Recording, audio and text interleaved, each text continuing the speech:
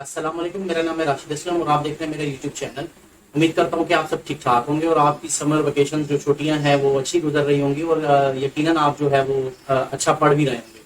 तो आज बच्चों जो मैं आपके साथ डिस्कस करने वाला हूँ वो है फिफ्थ क्लास इस्लामियात। फिफ्थ क्लास इस्लामियात का चैप्टर जो है हज़रत अली मुर्तज़ा रज़ी अल्लाह तआला अन्हा, हज़रत अली मुर्तज़ा रज़ी अल्लाह तआला अन्हा शेर खुदा जी।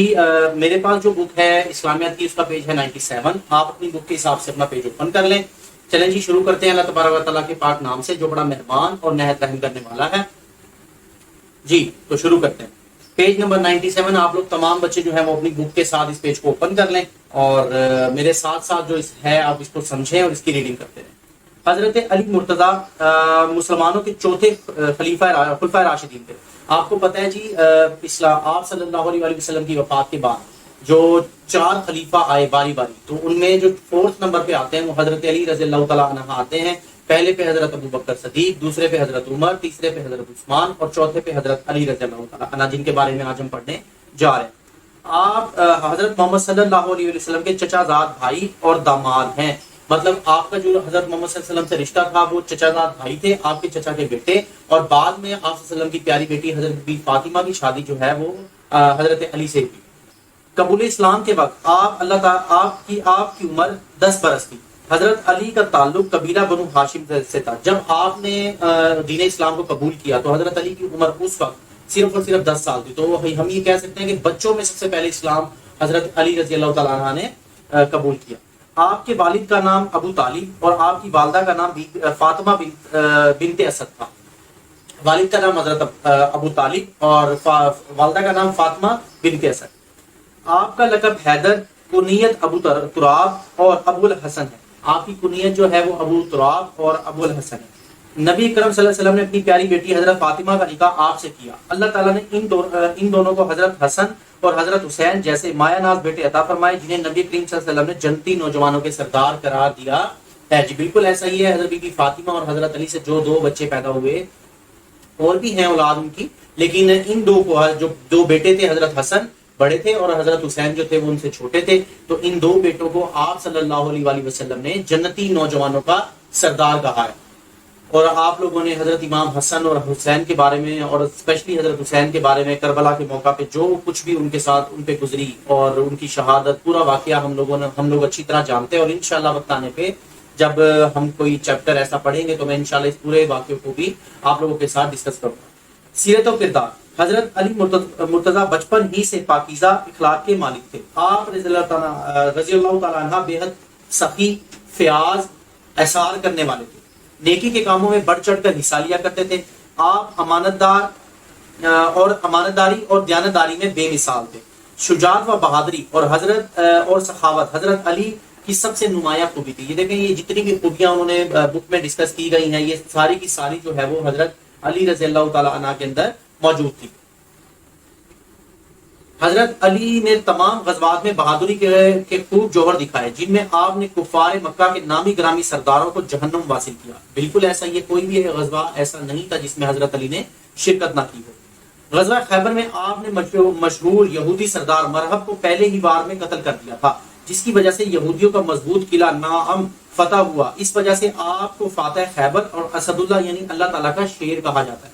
जी बिल्कुल ऐसा ही है। ये फतह खैबर के मौका पे आपको पता है कि जो मैं आपको बता दूं, ये जो खैबर था वो एक किला नहीं था, वो काफी सारे किले थे वो, और वो पूरा किलों का शहर था।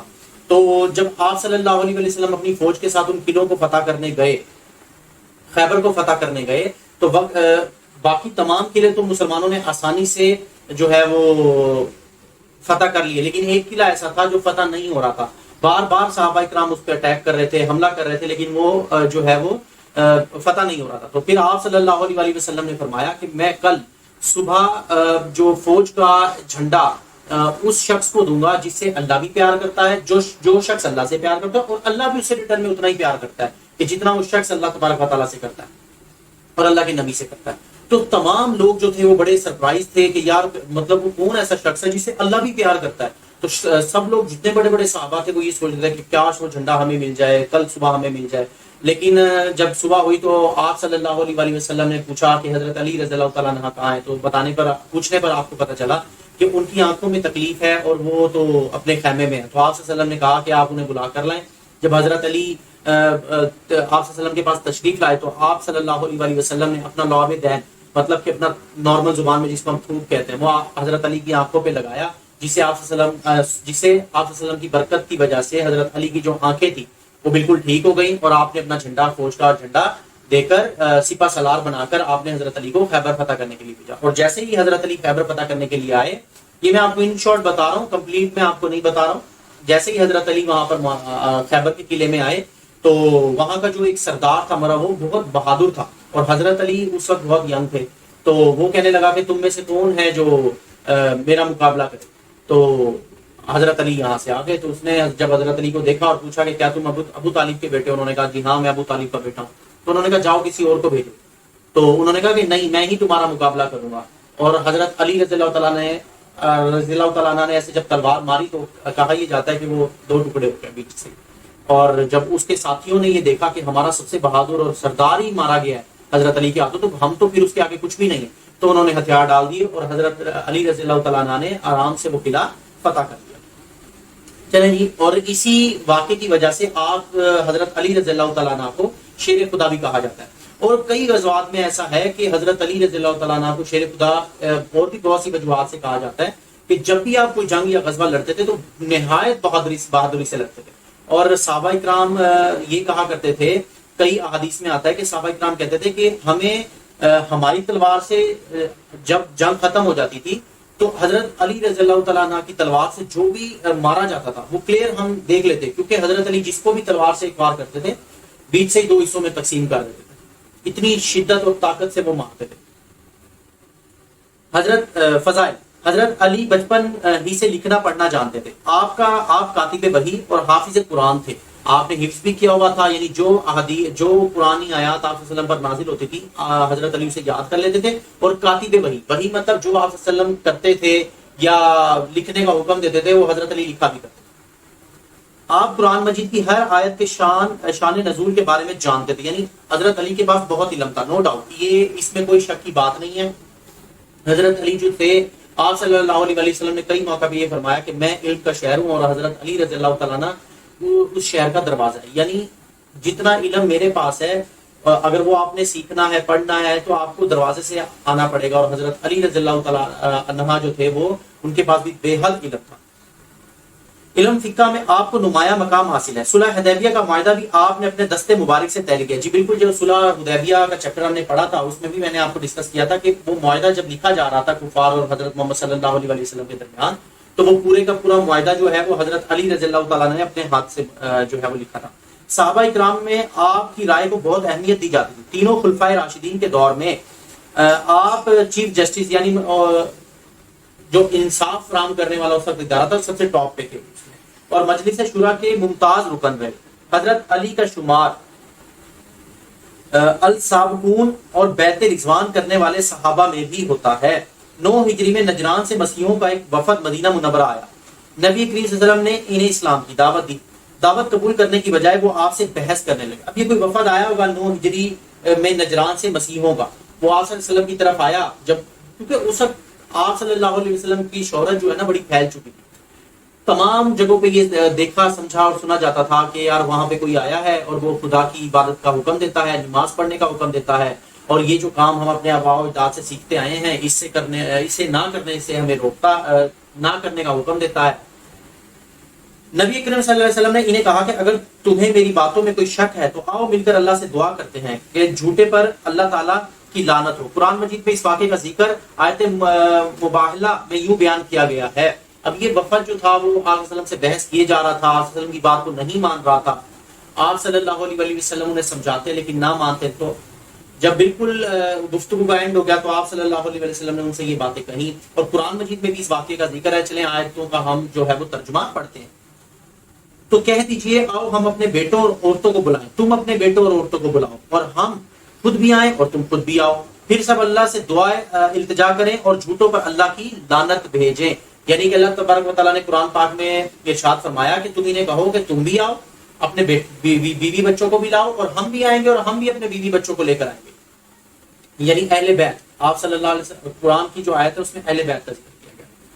تو آپ صلی اللہ علیہ وسلم حضرت بی بی فاطمہ، حضرت حسن، حضرت حسین اور حضرت علی کو ساتھ لے کر میدان میں آئے اور کہا کہ اب تم بھی آؤ، تو جو بھی سچا ہوگا اللہ تعالیٰ اس پہ اپنی رحمت نازل کرے گا، اور جو جھوٹا ہوگا اللہ تبارک و تعالیٰ اس پہ اپنی لعنت یعنی عذاب نازل کرے گا۔ تو وہ لوگ ڈر گئے اور آپ صلی اللہ علیہ وسلم کے مقابلے میں نہیں آئے۔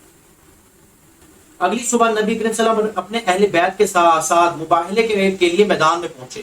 عیسائیوں کو آپ سے مباہلے کی جرت نہ ہوئی اور انہوں نے آپ سے صلح کی درخواست کی، جسے آپ نے قبول فرما لیا۔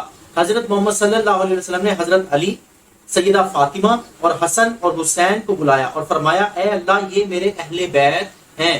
تو آپ صلی اللہ علیہ وسلم نے اپنی پوری لائف کے اندر کئی ایسے مواقع ہیں کہ جہاں پر آپ صلی اللہ علیہ وسلم نے اپنے اہل بیت سے بہتر حسن سلوک کرنے کا حکم دیا ہے، اور آپ صلی اللہ علیہ وسلم نے اپنے آخری خطبہ حجۃ الوداع میں خصوصاً اہل بیت کے معاملے میں جو ہے وہ انصاف کرنے کا حکم دیا ہے۔ خدمات: حضرت علی مرتضیٰ کا دور خلافت تقریباً 4 سال 9 ماہ ہے۔ آپ نے دور اندیشی اور حکمت عملی سے مدینہ منورہ میں امن قائم کیا۔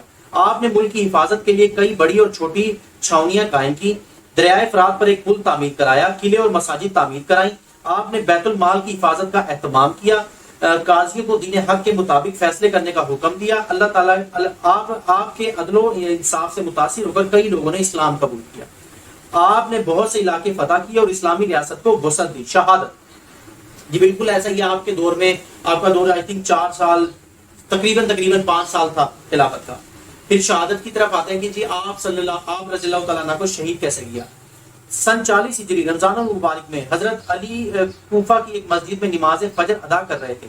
عبد الرحمن بن ملجم نے آپ کو تلوار کا وار کر کے زخمی کیا۔ آپ 21 رمضان المبارک کو شہید ہوئے۔ تو یہ دیکھیں جی کچھ منافق لوگ، کچھ کافر لوگ ہوتے ہیں جو اپنے ہی محسنوں کا قتل کر دیتے ہیں، اور اس میں جو ہے وہ پہلی حضرت علی جو ہے وہ نماز کے بعد قرآن پاک پڑھ رہے تھے، اور پیچھے سے وہ آیا اور اس نے آ کے حضرت علی کو تلوار کے وار سے، جو زہر میں ڈوبی ہوئی تھی کئی مہینوں سے، کئی دنوں سے، جو روایت میں آتا ہے، تو اس نے آ کے حضرت علی رضی اللہ تعالیٰ عنہ کو شہید کر دیا۔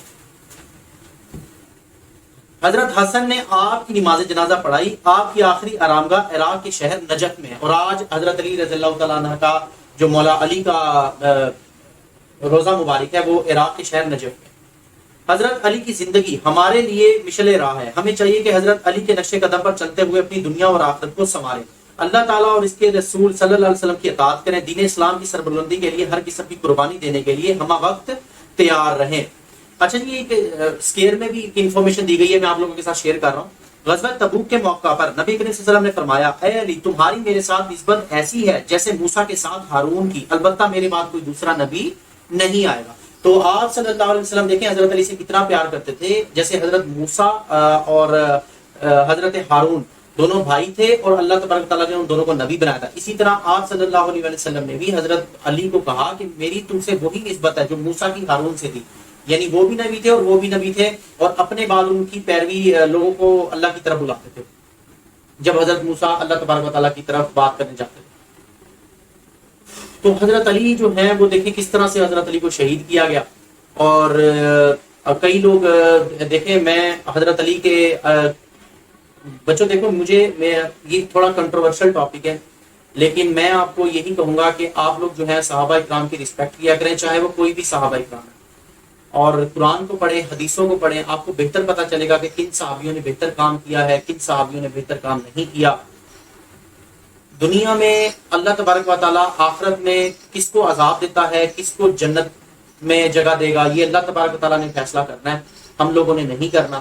تو آپ لوگ کسی کے بارے میں غلط رائے مت رکھیے۔ کئی لوگ ایسے ہیں، کئی فرقے ہمارے جو ہے وہ پاکستان میں ایسے ہیں جو حضرت علی رضی اللہ تعالیٰ عنہ کو سے بہتر دوسروں کو سمجھتے ہیں۔ میرے نزدیک تمام صحابہ اکرام جو ہے وہ بہتر ہیں، الحمدللہ میں تمام کی رسپیکٹ کرتا ہوں۔ آپ لوگوں کو بھی یہی کہوں گا، آپ تمام صحابہ اکرام چاہے وہ کوئی بھی ہیں، حضرت عمر ہیں، حضرت ابو بکر صدیق ہیں، حضرت عثمان ہیں، حضرت علی ہیں، یا اور کوئی صحابی ہیں، حضرت بلال ہیں، اور جتنے بھی صحابی ہیں، ابو ذر غفاری صاحب ہیں، جتنے بھی صحابی ہیں، آپ سب کی رسپیکٹ کیا کریں، اور کسی کے بارے میں غلط رائے قائم کر لینا یہ غلط ہے۔ آپ لوگ فرقہ واریت میں نہ جائیں. آپ صلی اللہ علیہ وسلم نے جب بھی فرمایا اور یہی فرمایا کہ میں صرف مسلمان ہوں مسلمان ہوں مسلمان ہوں. آپ صلی اللہ علیہ وسلم نے کبھی یہ نہیں فرمایا کہ میں جو ہے وہ اللہ تعالیٰ نے مجھے بھیجا ہے میں مسلمان ہوں میں شیعہ ہوں میں سنی ہوں میں اہل حدیث ہوں یا فلاں ہوں. یہ سب فرقے ہمارے بنائے ہوئے ہیں, ان سے ہمیں کوئی فائدہ نہیں ہونا. اگر ہمیں فائدہ ہونا ہے تو دین اسلام سے ہونا ہے. آپ دین اسلام کو فالو کریں اور اسی بات کو ہی آپ اپنے ذہن میں بٹھا لیں. باقی تمام صحابی ہمارے لیے قابل احترام ہے. حضرت علی رضی اللہ تعالیٰ حضرت علی رضی اللہ تعالیٰ عنہ کا ایک اپنا مقام ہے. حضرت ابو بکر صدیق رضی اللہ تعالیٰ عنہ کا ایک اپنا مقام ہے. حضرت عمر کا اپنا مقام ہے. حضرت عثمان کا اپنا مقام ہے. حضرت ابو ذر غفاری اپنے لیول پہ ہیں. ان کو کمپیٹ نہ کریں. میرا آپ سے یہ ریکویسٹ ہے کہ پلیز پلیز پلیز ان کو آپس میں کمپیئر نہ کریں کہ کون بہتر ہے اور کون کس سے بہتر ہے. یہ تمام ہی ایک دوسرے سے بہتر ہے. اگر ہم حضرت علی کو ڈسکس کرتے ہیں تو ان جیسا آپ کو کہیں ملتا ہی نہیں ہے. اگر ہم حضرت ابو بکر صدیق کو ڈسکس کرتے ہیں ان جیسا ہمیں کوئی نہیں ملتا. تو ان کو آپس میں کمپیئر نہ کریں. اور میں آپ کو گارنٹی کے ساتھ یہ بات کہہ سکتا ہوں کہ کبھی بھی ان صحابہ نے خود کو کسی دوسرے کے ساتھ کمپیئر نہیں کیا ہوگا کہ میں بہتر ہوں اور یہ نہیں ہے, میں بہتر ہوں اور یہ نہیں ہے. تو جب وہ آپس میں نہیں لڑے تو آپ لوگ بھی آپس میں نہ لڑیں. اور آپ لوگ تمام صحابہ کرام سے پیار کریں, ان کی دل سے عزت کریں. اور میں شورٹی کے ساتھ کہتا ہوں کہ اگر آپ بھی آپ صلی اللہ علیہ وسلم سے پیار کرنا چاہتے ہیں بلکہ کرتے ہیں تو صحابہ کرام سے پیار کرنا چاہتے ہیں تو سب کے لیے دل میں عزت رکھیں. یہ تھا ہمارا آج کا چیپٹر. ابھی ہم چلتے ہیں اس کی ایکسرسائز پہ. جلدی سے, یہ ویڈیو کافی لمبی ہو گئی ہے تو جلدی سے ہم اس چیپٹر کو جو ہے وہ ڈسکس کر. اور میں نے اس ویڈیو کے اندر ایک لفظ استعمال کیا تھا مولا علی. تو بیٹا میں آپ کو بچوں یہ بتا دوں کہ دیکھیں ہماری سوسائٹی کے اندر فرقہ واریت چونکہ بہت زیادہ ہے اور لوگ اپنی فرقہ واریت میں یہ سمجھتے ہیں کہ مولا علی کہنا غلط بات ہے. نہیں, ایسا نہیں ہے. میری تحقیق کے مطابق جتنا میں نے پڑھا ہے, بہت چھوٹا علم ہے میرا, لیکن جتنا میں نے پڑھا ہے میں آپ لوگوں کے ساتھ شیئر کر دیتا ہوں. باقی اللہ تبارک و تعالیٰ نے آپ کو دماغ دیا ہے, آپ سوچیں, پڑھیں, قرآن پاک پڑھیں, حدیثوں کو پڑھیں. آپ صلی اللہ علیہ وسلم نے یہ لفظ حضرت علی کے لیے استعمال کیا. تو جو لفظ آپ صلی اللہ علیہ وسلم نے حضرت علی کے لیے استعمال کیا اور اگر میں بھی وہ لفظ استعمال کرتا ہوں تو مجھے کوئی ڈر نہیں ہے کہ میں یہ لفظ استعمال کروں. آپ صلی اللہ علیہ وسلم نے اپنی حدیث میں فرمایا کہ جس کا میں مولا اس کا علی مولا. تو یہ حدیث مولانا طارق جمیل صاحب کو میں کوٹ کر رہا ہوں, ان سے بھی ویریفائڈ ہے, مطلب انہوں نے بھی حدیث سنائی. صحیح بخاری کے اندر بھی یہ حدیث لکھی ہوئی ہے. تو یہ صحیح مسلم کے اندر بھی یہ دو جو اہم کتابیں ان کے اندر لکھی ہوئی ہے. تو کوئی بات نہیں اگر کچھ لوگ حضرت علی کو مولا علی کہتے ہیں. اور ایون کہ حضرت مولانا طارق جمیل صاحب نے تو یہاں تک کہا ہے کہ کہنا ہی مولا علی چاہیے. تو مولا کا مطلب بیسیکلی دوست کا ہوتا ہے. تو حضرت علی کو اگر آپ دوست بنا رہے ہیں تو اس میں کوئی بری بات نہیں ہے. ہر انسان کے اچھے دوست ہونے چاہیے اور حضرت علی سے بہتر مجھے لگتا ہے کوئی اچھا دوست ہو نہیں سکتا. تو اگر آپ ان کی پرسنالٹی کو اپنا ایک اچھا دوست بنانا چاہتے ہیں, چلیں جی اس کی ایکسرسائز کو شروع کرتے ہیں. پیج نمبر 101 پر اس کی ایکسرسائز ہے. سب سے پہلے ہے حضرت علی کا تعلق تھا بنو ہاشم سے. پہلا ایم سی کیو اس کا جواب ہے بنو ہاشم. دوسرا ایم سی کیو, حضرت علی نے یہودیوں کے مقابلے مضبوط قلعے کو فتح کیا. نعم, تو یہ وہ قلعہ تھا جو آپ نے جو ہے وہ فتح کیا. حضرت علی کا دور خلافت ہے 4 سال 9 ماہ. 4 سال 9 ماہ. حضرت علی نے ایک پل تعمیر کروایا درہ فرات پر. کہاں کیا جی؟ درہ فرات پر پل جو ہے وہ تعمیر کروایا. حضرت علی شہید ہوئے 21 رمضان کو. حضرت علی جو شہید ہوئے ہیں وہ ہوئے ہیں 21 رمضان کو. حضرت علی مسلمانوں کے خلیفہ تھے چوتھے. یہ بھی جی میں خالی جگہ جو ہے وہ آپ کو بتا رہا ہوں. حضرت علی مسلمانوں کے چوتھے خلیفہ تھے. حضرت علی کا لقب ہے حیدر. تو دوسری خالی جگہ کا جواب ہے حیدر. حضرت علی کی والدہ کا نام فاطمہ بنت اسد. ابھی ہم نے پڑھا تھا فاطمہ بنت اسد. قبول اسلام کے وقت آپ کی عمر 10 سال تھی. یہ بھی ہم نے ابھی پڑھا ہے. حضرت علی کی آخری آرامگاہ عراق کے شہر نجف میں ہے. ٹھیک ہے جی. تو یہ آج کا ہمارا چیپٹر تھا حضرت علی رضی اللہ تعالیٰ عنہ کے کا. تو میری آپ سے بار بار یہی ریکویسٹ ہے, پلیز پلیز پلیز حضرت علی کے کریکٹر کو کنٹروورشل نہ بنائیں. اور کافی دیکھیں ہمارے یہاں پہ حضرت علی کی پرسنالٹی کو لے کے فرقے بنے ہوئے ہیں. بچوں میں آپ کو بار بار اس ویڈیو کو میں تھوڑا لمبا اس لیے کر رہا ہوں تاکہ آپ لوگ میری بات کو سمجھ جائیں. پلیز میری ہاتھ جوڑ کے آپ سے ریکویسٹ ہے, پیارے بچوں فرقے میں مت پڑھو. ہم سب مسلمان ہیں, ہم سب بھائی بھائی ہیں, چاہے وہ شیعہ ہے, چاہے وہ سنی ہے, چاہے وہ اہل حدیث ہے, چاہے وہ کوئی بھی فرقے سے تعلق رکھتا ہے. ہم سب بھائی بھائی ہیں, ہم سب مسلمان ہیں. اللہ تبارک و تعالیٰ نے آپ صلی اللہ علیہ وسلم کے ذریعے ہمیں یہ پیغام دیا, قرآن میں یہ پیغام دیا. آپ صلی اللہ علیہ وسلم نے اپنے آخری خطبہ حجۃ الوداع میں بھی یہ فرمایا کہ میں تمہیں اہل بیت کے معاملے میں اللہ سے ڈراتا ہوں. تو اہل بیت کا احترام کریں، اور باقی جو صحابہ کرام ان کی بھی رسپیکٹ اتنی ہی ضروری ہے جتنی آپ حضرت علی یا باقیوں کی کرتے ہیں. تو فرقہ واریت میں میری آپ سے یہ ریکویسٹ ہے، پلیز پلیز پلیز فرقہ واریت میں نہ جائیں، اور صرف قرآن اور سنت کو جو ہے وہ فالو کریں، اور اچھا اسلام جو، اور دیکھیں اللہ تبارک و تعالیٰ نے آپ کو دماغ دیا، آپ جو پڑھتے ہیں اس پہ یقین نہ کریں، آپ پڑھیں اس پہ ریسرچ کریں. اللہ تبارک و تعالیٰ بھی کسی کی اندھی تقلید نہیں کرنی. اللہ تعالیٰ قرآن میں کہہ رہے ہیں کہ کسی کی اندھی تقلید مت کرو. مطلب یہ ہے کہ آپ کو جو کچھ علم آپ کی طرف آیا ہے آپ اس کی تحقیق کریں کہ اس میں کتنا سچ ہے اور کتنا جھوٹ ہے. تو جو جھوٹ ہے اس کو ایک سائڈ پہ کریں، جو سچ ہے، جو کامن چیزیں ہیں ہم اس کو لے لیتے ہیں، اور وہی ہمارا جو ہے دین اسلام کہتا ہے. تو پلیز میری آپ سے ریکویسٹ ہے، بار بار یہی ریکویسٹ ہے کہ ہم صرف مسلمان بنیں، ایک دوسرے کے بھائی بنیں، جو اللہ تبارک و تعالیٰ نے ہمیں قرآن اور سنت کے ذریعے ہمیں سکھایا ہے. تو یہ تھا ہمارا آج کا چیپٹر. اپنا خیال رکھیے گا، اور میرے اس یوٹیوب چینل کو کائنڈلی سبسکرائب کر دیں، اور بیل آئیکن کو پریس کر دیں تاکہ میری ہر آنے والی نئی ویڈیو جو ہے وہ آپ تک پہنچ سکے اور آپ کا فائدہ ہو. چلیں جی، اپنا بہت زیادہ خیال رکھیے گا. اللہ حافظ.